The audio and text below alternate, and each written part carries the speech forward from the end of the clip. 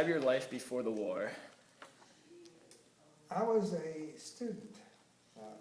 Before the war started, I was in high school, and as the war began, I was in college, and I took up ROTC in college because that was the thing to do in those days, because people my age were being drafted to go to war. And I thought it'd be better to go in as a military officer rather than as a draftee. And by being in ROTC, I'd get some training, and I wanted to go in as an officer. So I went to school at Virginia Tech, which was almost all military at that time. There were over 5,000 of us in the Corps of Cadets. And I was assigned to anti-aircraft artillery, which is what they call it. The element of the ROTC that I was in was an Army ROTC. And during the course of training, we went out to Fort Bliss, Texas 1 year for summer training. And then we came back another year after I graduated. I was called to active duty, and that was in 1952. And went to a basic officers course in Fort Bliss, Texas, which was the Air Defense Center of the United States, and still is. And that's where all the training in anti-aircraft and related elements is done at Fort Bliss, Texas. And that's where I was up to the war. I was in the Korean War, and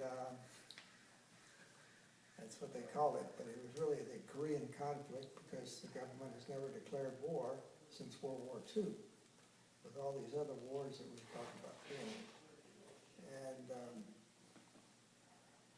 they needed second lieutenants in the military and aircraft in Korea. Did you go into Korea or did you stay in the U.S.? No, at the end of my basic training, basic officers training as they called it, at Fort Bliss, they were sending all my friends all over the world for different locations, but most of us were going to Korea. I was assigned to the artillery school at Fort Bliss, Texas, to teach and train others in the workings of anti-aircraft artillery.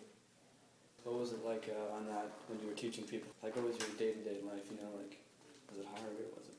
Well, I had to, of course, learn everything that was in the course. It was a very long and very detailed course. Since I was a graduate in architectural engineering, they figured, well, I'm an engineer and I can learn it. It was all electronics and electrical engineering, really, as far as what we did. And it was relatively easy for me to do it. Everything was quite luxurious compared to my ROTC training at Virginia Tech. It was very much as you've seen in other military schools, where they're pretty strict on the boys that go in to learn military life.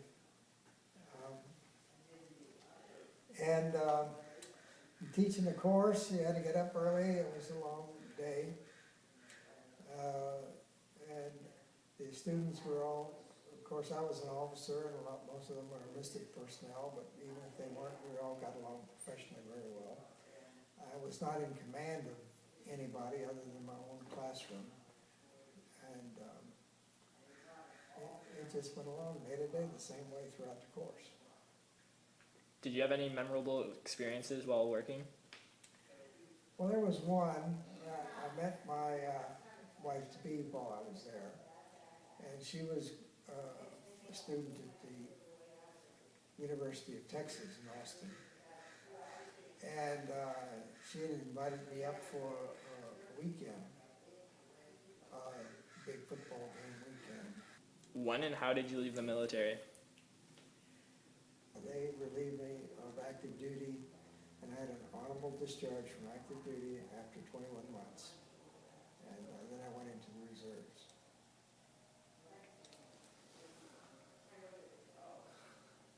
that's Yeah, that's good. that was good. That's perfect.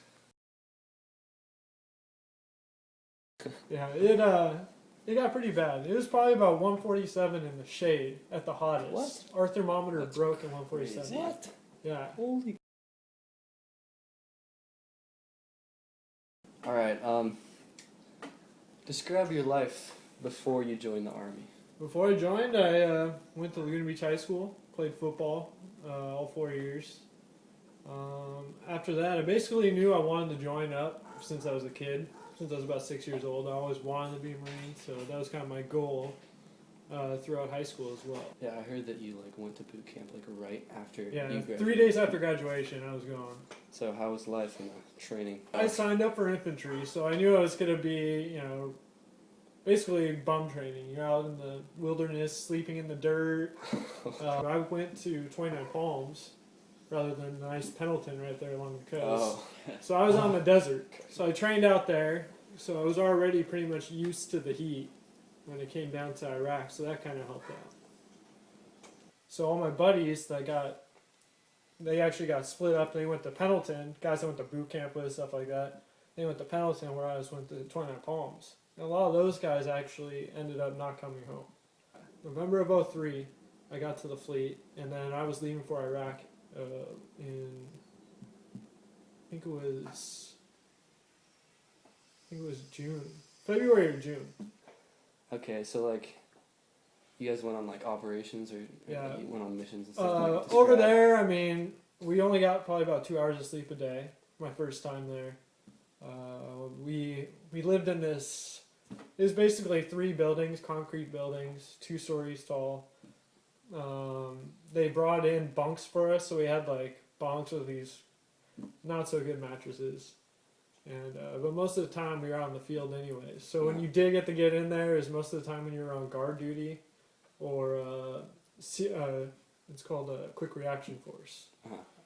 Patrols would usually last probably about 6 hours on foot, but I mean you'd be going miles and miles and miles. Yeah, we would actually have to walk into the town because my first time there was really bad. We got blown up probably about twice a day. We weren't ready for it. It was an eye-opening experience for me my first time. My second time was a little bit better because I was a little bit more prepared for it, and I was also in charge of 5 guys as a lance corporal. I hadn't been promoted to corporal. I didn't get promoted to corporal until I actually got out. I got to teach the people coming in, and that was kind of a cool experience. I got to train with South Koreans, Aussies, Australians, British Marines, Royal Marines, Canadians. I worked with SEALs. I worked with Delta. I worked with all those guys in country. Force Recon, all those kind of guys. I got to meet all those kind of guys and work with them. So that was kind of a cool experience as well. Yeah. What was your most memorable mission? So right when we turned on there, I like to say it was deja vu. And that's why every time I have it, I tend to look it over once I have it. But I saw this getting blown up, so I pulled my legs in, crisscrossed, and slung my weapon. And I kind of got behind a little more, scooted back on the tire. Well, we ended up hitting an double-stacked anti-tank mine. So our truck hit it. The engine got thrown like 500 feet off the side of the road. Yeah, it just blew the thing off. So like double stack, that's like... Yeah, it's basically one mine, and then they put another mine on top, and boom, it blows up. So we hit that. The driver was miraculously okay. My fire team leader, who was in the passenger seat, ended up kind of getting like shoved where your feet are. Kind of got shoved down in there. So he had a spinal injury. So they pulled him out. When I woke up, I was on the side of the vehicle, hanging on the side of the vehicle. The barbed wire had caught my vest.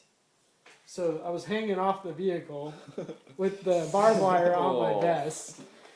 And when I woke up, my 6'5" Korean buddy, yeah, we used to always call him Yao Ming. He's like, I'm Korean, not Chinese. He's awesome, good guy. But he ended up waking me up, shaking me awake. He's like, "Hey, you okay?" I'm like, "Yeah, I'm okay. I just had a piece of shrapnel sticking out of my hand." It's probably coming out probably like that much. It's more like just like a sliver. Mm. So I got lucky in that sense. It didn't take my hand off or anything. So they just bandaged that up. I ended up having internal bruising and stage 3 concussion, which means like my brain, I guess, rattled in 3 different places. But that was kind of close. They were during the elections, the first elections. So I got to witness that. I got to watch over one of the poll stations. We were there handing out food, handing out candy. If anything happened to people's livestock or whatnot, we would replace it. So I mean, it's not like all we did was there. It was Yeah. just to Yeah, you did some kind of helping. screw things up and cowboy and Indian, you know. But we did a lot. Like we helped in assisting, like the engineers would come in and build schools and stuff, and we kind of give security and whatnot. So Cool. it was kind of cool to be there and witness a lot of changing. Between the first time and the second time, the attitudes between the Iraqis and us changed a lot too. I would say for the better. So did you than feel like you worse. were like helping, you know, Yeah. helping out? Yeah. Cool. I mean, we would talk to the people. They weren't any different than us, really. I would say a lot of them were sometimes nicer. You know, people you wouldn't even know. We'd be walking through fields, and these poor farmers would come up and give us bread and invite us to tea. And Would you go back? would I go back? I would say yes and no. But I loved what I did. It was a fun job. I mean, that's what I wanted to do. So, yeah, I would go back. Mainly for my buddies. I miss just being with the guys. That was a good time.